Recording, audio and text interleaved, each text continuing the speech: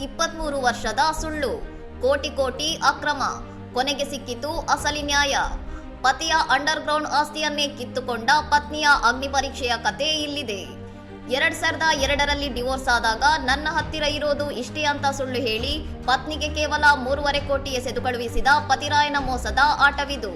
ಆದ್ರೆ ಆಚೆಗಿದ್ದಿದ್ದು ಸಾಮಾನ್ಯ ಮನುಷ್ಯನಲ್ಲ, ನೈಜೀರಿಯಾದ ಭ್ರಷ್ಟ ಗವರ್ನರ್ ಜೊತೆ ಸೇರಿ ಅಕ್ರಮ ಹಣದ ಸಾಮ್ರಾಜ್ಯವನ್ನೇ ಕಟ್ಟಿದ್ದ ದೊಡ್ಡ ಹಗರಣಕೋರ.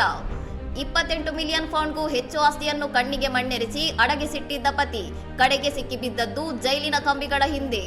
ತಾನು ಮೋಸ ಹೋಗಿದ್ದೆ ಅಂತ ಗೊತ್ತಾದಾಗ ಕುಸಿದು ಕೂರಲಿಲ್ಲ ವರ್ಷಾ ಗೋಹಿಲ್. 23 ವರ್ಷಗಳ ಕಾಲ ಕಾನೂನಿನ ಹೋರಾಟದ ಮೂಲಕ ಆತನ ಗುಪ್ತ ಸಂಪತ್ತಿನ ಬಣ್ಣ ಬಯಲು ಮಾಡಿದ್ದಾರೆ.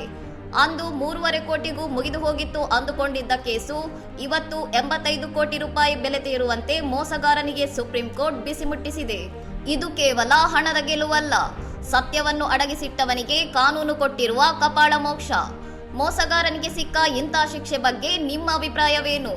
ಇನ್ನಷ್ಟು ಸುದ್ದಿಗಳಿಗಾಗಿ ನೋಡ್ತಾ ಇರಿ ಸೌರಂ ಟಿವಿ.